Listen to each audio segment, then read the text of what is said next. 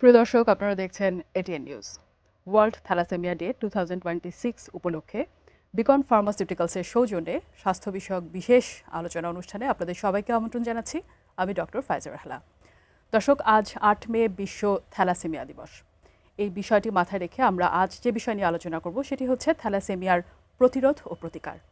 এই বিষয়টি নিয়ে কথা বলতে এবং আপনাদেরকে অনেকগুলো তথ্য দিতে আজ স্টুডিওতে আমাদের সাথে বিশেষ অতিথি যুক্ত হয়েছেন দুজন। আমাদের সাথে আজ আছেন ডক্টর এ জুবায়ের খান, বিভাগীয় প্রধান, হেমাটোলজি বিভাগ, national institute of laboratory medicine. এবং আমাদের সাথে আজ আরও আছেন ডক্টর সুরজিৎ কুমার সরকার তিতাস, সহযোগী অধ্যাপক, হেমাটোলজি বিভাগ, শহীদ জিয়াউর রহমান মেডিকেল কলেজ। আপনাদের দুজনকে অনেক ধন্যবাদ আমাদের সাথে আজকের এই বিশেষ আয়োজনে যোগ দেওয়ার জন্য। আপনাকেও ধন্যবাদ এবং এটিএনের দর্শকদের আপনার মাধ্যমে শুভেচ্ছা এবং সালাম। আসসালামু আলাইকুম। আজকে আসলে আমরা জানি যে বিশ্ব থ্যালাসেমিয়া দিবস, এবং এই বিষয়টি মাথায় রেখে থ্যালাসেমিয়া নিয়ে আসলে আমরা বেশ কিছু তথ্য আমাদের দর্শকদেরকে দিতে চাই। অনেক কিছু রোগটার নাম সম্পর্কে হয়তো কেউ কেউ জানেন বা শুনেছেন, কিন্তু অনেকের মনেই আসলে খুব বেশি ধারণা নেই। একেবারে শুরুতে আপনার কাছে আমি একটু জানতে চাই যে থ্যালাসেমিয়া আসলে কী ধরনের রোগ, কী হয় এই রোগে? ধন্যবাদ। খুব বেসিক এবং কমন কোশ্চেন। থ্যালাসেমিয়া এটি একটি বংশগত রোগ। আমি বলতে চাই যে এটি একটা বংশগত একটা ট্রেইট। এটা একটা জেনেটিক্যাল এরর, যেটা পরিবার থেকে পরিবারে ছড়িয়ে পড়ে। অর্থাৎ আমার পূর্বপুরুষ থেকে আমার দাদা, আমার বাবা বা মা হয়ে এটি সন্তান সন্ততিতে ছড়িয়ে পড়ে। সুতরাং এইটার একটা ট্রেইট অংশ রয়েছে, আরেকটা হচ্ছে ডিজিজ। তো এটা একই রোগের একটি সাধারণ রূপ, আর এটা হচ্ছে রোগ বা রোগাক্রান্ত একটা অবস্থা। সুতরাং এটাকে আমরা রোগ না বলে বলতে পারি যে এটি একটি জেনেটিক্যাল ট্রেইট, কিন্তু একটি পর্যায়ে এসে একটি বিশেষ অবস্থায় এটা রোগ হিসেবে যখন বহিঃপ্রকাশ হয়, সেটি আমাদের কনসার্নের বিষয়। এই কারণে আমাদের আমরা চাই সবাই ব্যাপারটি জানুক। যেটা আপনি বলছিলেন যে এটা আসলে একটি বংশগত রোগ, যে বংশে আপনি যেটা বলছিলেন যে ধারক বা বাহক এবং আসলে আক্রান্ত ব্যক্তি, জি। অনেকে আসলে ভয় পেয়ে যান যে আমার ফ্যামিলিতে আছে থ্যালাসেমিয়া, তার মানে আসলে আমার হয়তো হবেই। এই ব্যাপারটা একটু যদি আপনি বলতেন যে ধারক বা বাহক যারা থাকে তাদের মধ্যে কতজন আসলে আক্রান্ত হন বা কেন আক্রান্ত হন? জি, ধন্যবাদ। আসলে এই যে জেনেটিক্যাল এরর, এটি হচ্ছে পৃথিবীর সবচেয়ে কমন জেনেটিক্যাল এররগুলোর মধ্যে বা জিনগত ভুলগুলোর মধ্যে একটি। তারই ধারাবাহিকতায় এই জিনগত যে ভুল বা জেনেটিক্যাল এররটা আমাদের বাংলাদেশেও আছে। আমাদের দেশে আমরা যতদূর জানি বা আমাদের যত যে স্টাডিগুলি হয়েছে, প্রতি 10 জনে একজন এই রোগের জিন বহন করে। এই মানে এই নয় যে সে রোগাক্রান্ত। সেই অনুযায়ী প্রায় 18 কোটি লোকের দেশে 2.25 কোটি মানুষ এই জিন বহন করছে। কিন্তু সমস্যা হচ্ছে তখনই যখন দুজন এই ট্রেইট বা জিন যারা বহন করছে এরকম দুজন ছেলে মেয়ে যখন বিয়ে করছে, তখন তাদের সন্তান সন্ততি এই রোগে আক্রান্ত হওয়ার সম্ভাবনা অনেক বেড়ে যাচ্ছে। আমরা সেটা নিয়ে কনসার্ন। সুতরাং রোগাক্রান্ত তখনই হবে যখন তাদের বাবা মা এই জিন বহন করবে। সেই ক্ষেত্রে সবসময় যে রোগাক্রান্ত হবে ব্যাপারটা তা না, কিন্তু বাচ্চায় রোগাক্রান্ত হওয়ার সম্ভাবনা অনেক বেড়ে যায়। আর যারা জিন বহন করছে তাদের ক্ষেত্রে সাধারণত কোনো সিমটম বা সাইন থাকে না। তারা স্বাভাবিকভাবে আমাদের মতোই তারা মানুষ এবং আমাদের মতোই তারা সব কাজ করতে পারে।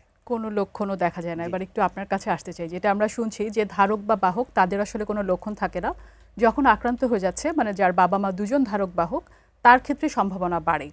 লক্ষণগুলো কি যখন একজন ব্যক্তি আক্রান্ত হন, একজন শিশু জন্মের পরে যখন সে আক্রান্ত হয়, কোন বয়স থেকে লক্ষণ দেখা যায় এবং কি কি ধরনের লক্ষণ দেখা যেতে পারে?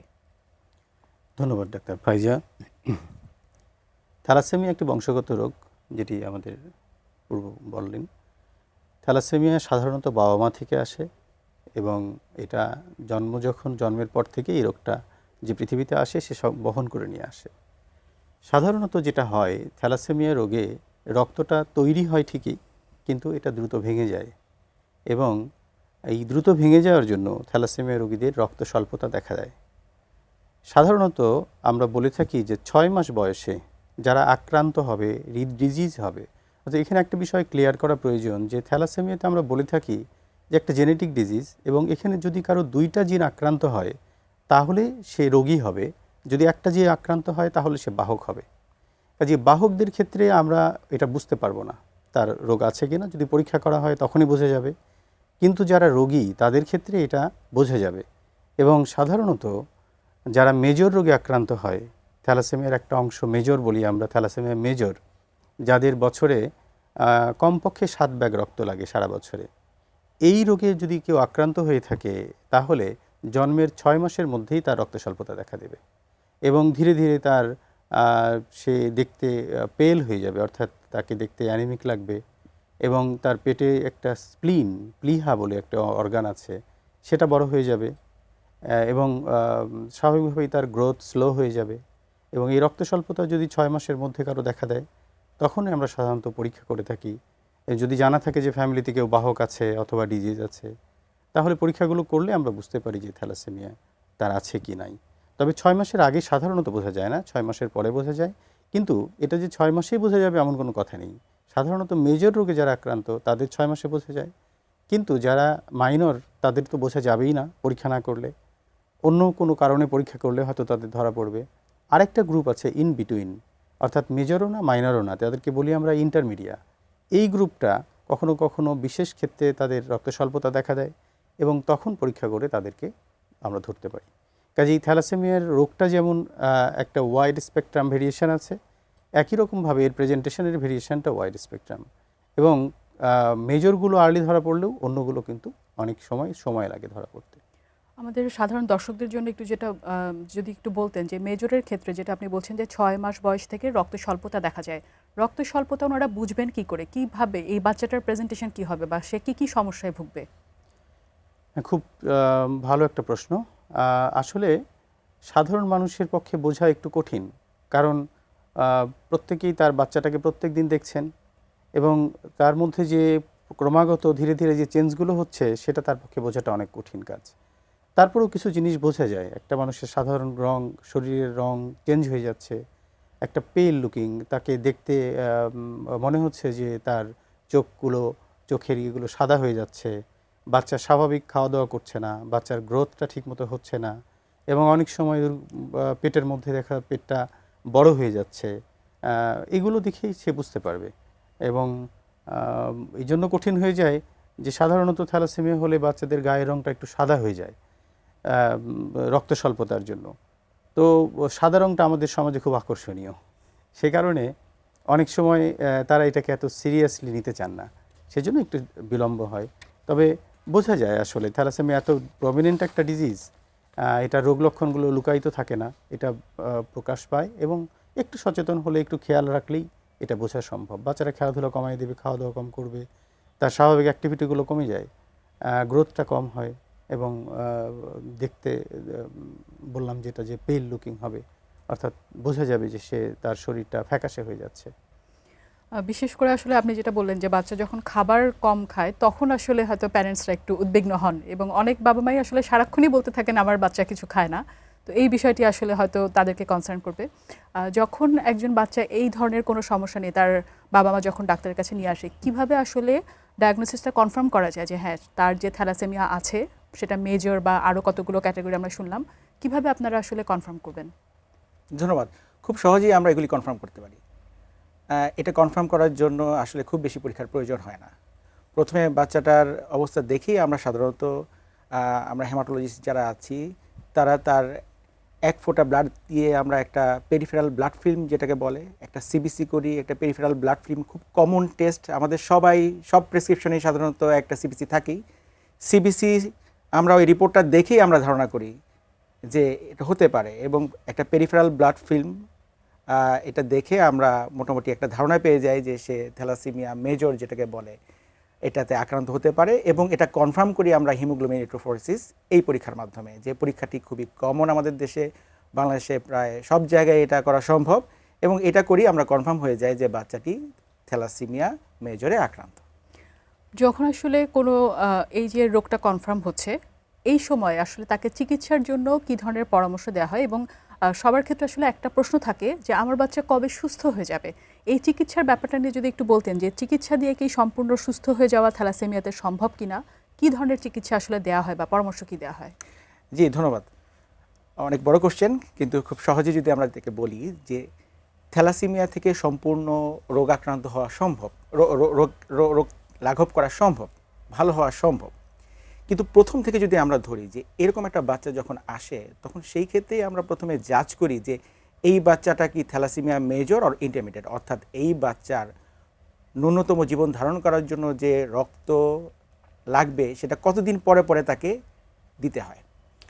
যেটা আমার ভাই বললেন যে ওর যদি খুব রেগুলার ব্লাড ট্রান্সফিউশন ছাড়া ও যদি বেঁচে থাকতে না পারে, তাহলে সেই ক্ষেত্রে এটা হচ্ছে থ্যালাসেমিয়া মেজর, যেটা হচ্ছে সবচেয়ে এই রোগগুলির সবচেয়ে খারাপ এটার এক্সপ্রেশন বা খারাপ দিক। বা কারো কারো ক্ষেত্রে দেখা যায় খুব রেগুলার ব্লাড ট্রান্সফিউশন প্রয়োজন হয় না, তার মাঝে মাঝে রক্ত লাগে, কিন্তু এই মানে এই নয় যে এই রোগের অন্যান্য যে সাইড ইফেক্ট সেগুলি কম থাকে। এদের অনেক সাইড ইফেক্ট থাকে কিন্তু রেগুলার ব্লাড ট্রান্সফিউশন লাগে না, এদেরকে আমরা বলি থ্যালাসেমিয়া ইন্টারমিডিয়েট। এদের ক্ষেত্রেও আমাদেরকে ব্লাড দিতে হয়।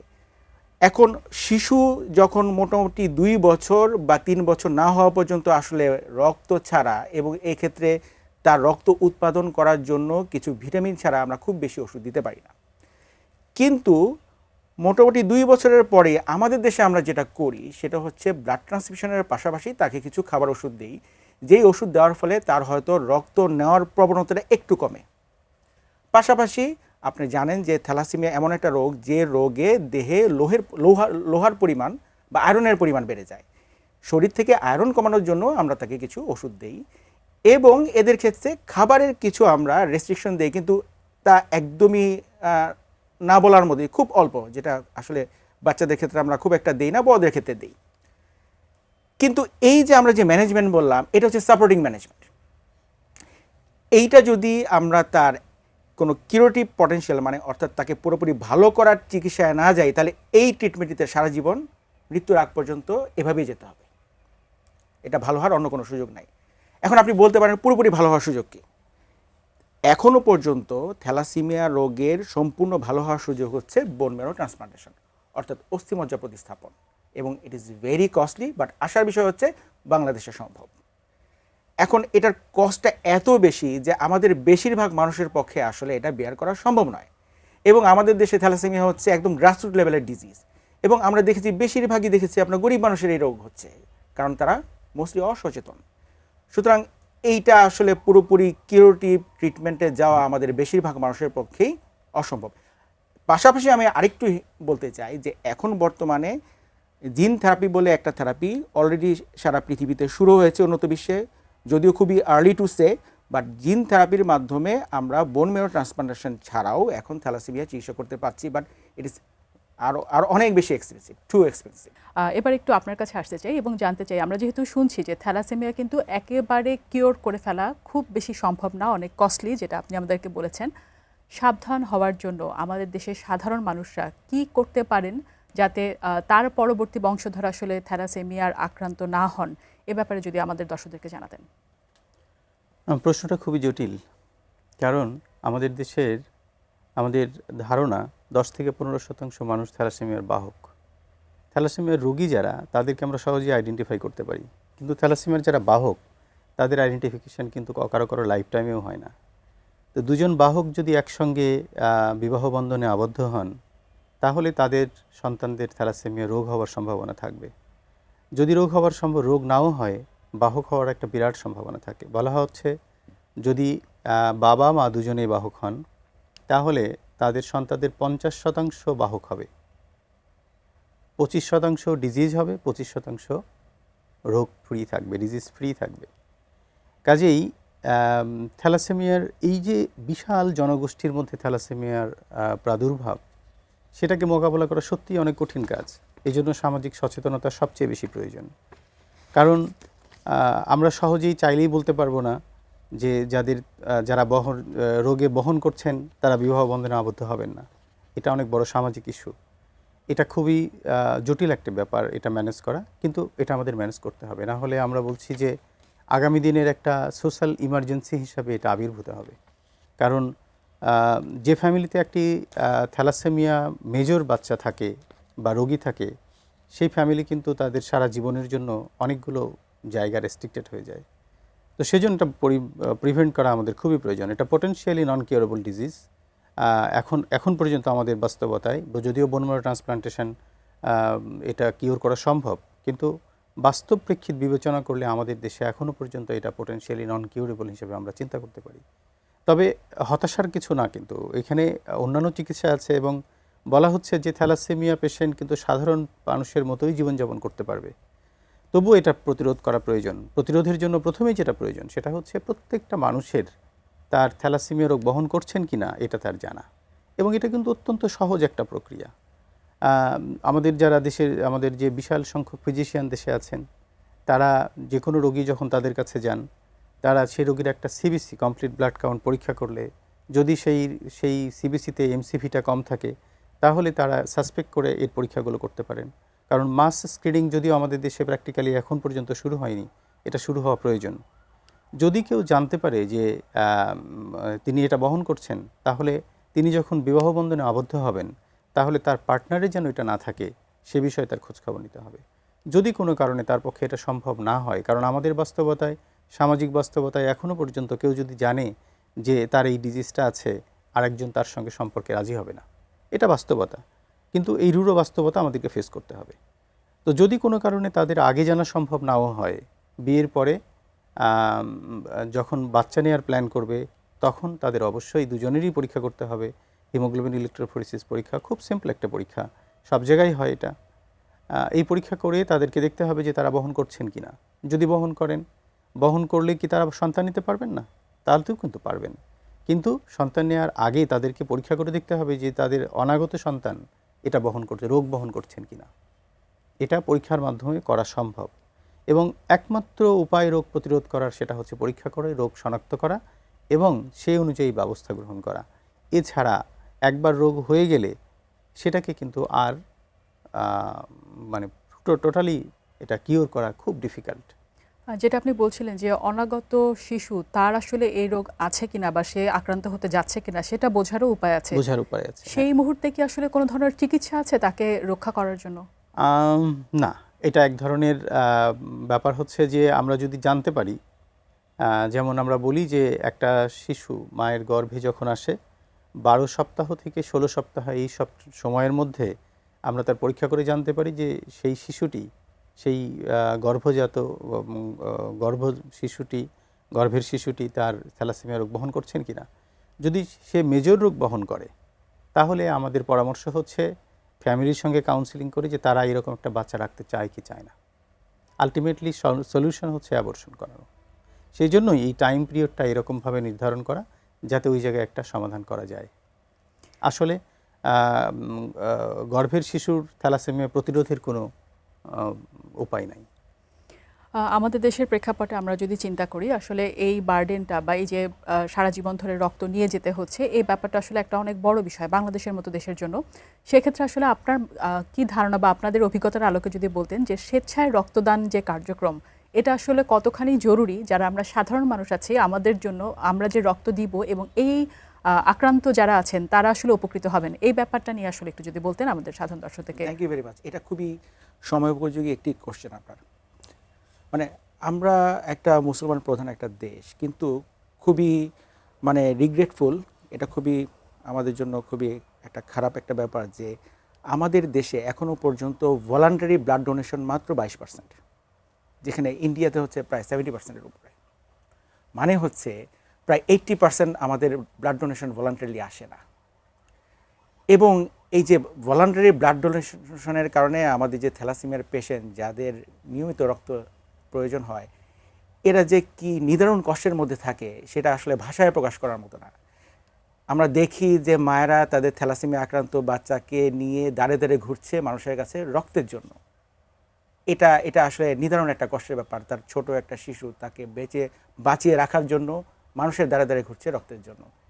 তো এইটার জন্য আসলে আমাদের সচেতনতা প্রয়োজন। শুধুমাত্র সচেতনতা এই অর্থে না যে আমরা থ্যালাসেমিয়া যারা রোগে বাহক তারা যেন এক বাহক আরেক বাহকে বিয়ে না করি, এইটা যেমন জরুরি, পাশাপাশি যারা থ্যালাসেমিয়া আক্রান্ত হয়ে গিয়েছে এদের বেঁচে থাকার জন্য যে রক্তের প্রয়োজন, সেই রক্তটাও যেন আমরা ভলান্টারিলি আমরা এগিয়ে আসি এবং আমরা এগুলি দিতে কার্পণ্য বোধ না করি। এই জিনিসটাও আমাদেরকে মানুষকে বোঝাতে হবে। তো সুতরাং এই যে আমাদের সেফ ব্লাড ট্রান্সফিউশন যে কনসেপ্টটা, এটাকে আসলে ছড়িয়ে দিতে হবে এবং এ ব্যাপারে আসলে আরও অনেক কাজ করার সুযোগ রয়েছে। আমরা একেবারে শেষ প্রান্তে পৌঁছে গিয়েছি। আমাদের তরুণ সমাজের জন্য যদি আপনাদের কোনো বার্তা থাকে এই থ্যালাসেমিয়া রোগ প্রতিরোধ করা এবং কিভাবে ভালো থাকতে হবে সে ব্যাপারে। তরুণ সমাজের দিকেই আমাদের বেশি দৃষ্টিপাত করতে হবে, কারণ প্রিভেনশনটা ওখান থেকেই শুরু হয়। আমি তো মনে করি যে আমাদের প্রত্যেকটা স্কুলে আমাদের এই থ্যালাসেমিয়া অ্যাওয়ারনেস একটা ক্লাস অথবা একটা প্রোগ্রাম থাকা উচিত, যাতে তারা জানতে পারে থ্যালাসেমিয়া সম্পর্কে। এবং এই তরুণ সমাজই যখন ধীরে ধীরে বড় হচ্ছে, তারা যখন ডোনার হচ্ছে, যে কথাটা আমাদের সহ আলোচক বললেন, যে আমাদের দেশের দুইটা প্রেক্ষিত, কিন্তু একটা অংশ হচ্ছে একটা ডিজিজ রিলেটেড রোগ যাদের হয়ে গেছে তাদের চিকিৎসা করা, আরেকটা হচ্ছে ভবিষ্যৎ যেন রোগাক্রান্ত না হয় সেই দিকে লক্ষ্য রাখা। সেটা বেশি ইম্পর্টেন্ট থ্যালাসেমিয়ার ক্ষেত্রে। কিন্তু যে সমস্ত মানুষ আক্রান্ত হয়ে গেছেন তাদের ক্ষেত্রে তো তাদের চিকিৎসা লাগবে। এই চিকিৎসার দায়িত্ব একটা বড় অংশ রাষ্ট্রকে নিতে হবে।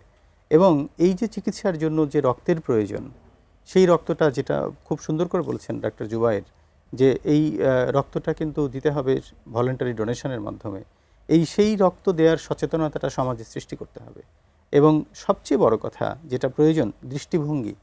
এই যে রোগীদের বিষয়ে, এমন অনেক রোগী, আমার মনে আছে একটা রোগী, একটা মা এসে বলছিল যে তার ছেলেটা থ্যালাসেমিয়া আছে, স্কুলের বাচ্চারা তার পাশে বসতে চায় না। এই যে সোশ্যাল একটা মিসকনসেপশন, এই মিসকনসেপশনটা জরুরি দূর হওয়া প্রয়োজন। এবং এটার জন্য আমাদের সমাজের সব স্তরের মানুষের, সব যে জায়গায় আছে, সচেতনতা খুবই প্রয়োজন। আপনাদের দুজনকে অনেক ধন্যবাদ আজকের এই থ্যালাসেমিয়া দিবস উপলক্ষে আমাদের দর্শকদেরকে এত কিছু জানানোর জন্য। আশা করছি আপনাদের এই আলোচনা আসলে আমাদের দর্শকদের কাজে আসবে। অনেক ধন্যবাদ আপনাদেরকে। আপনাকেও ধন্যবাদ। প্রিয় দর্শক, বিকন ফার্মাসিউটিক্যালসের সৌজন্যে আপনারা দেখছিলেন ওয়ার্ল্ড থ্যালাসেমিয়া ডে উপলক্ষে বিশেষ আয়োজন। আজ তাহলে এ পর্যন্তই। ভালো থাকুন, সুস্থ থাকুন এবং দেখতে থাকুন এটিএন নিউজ।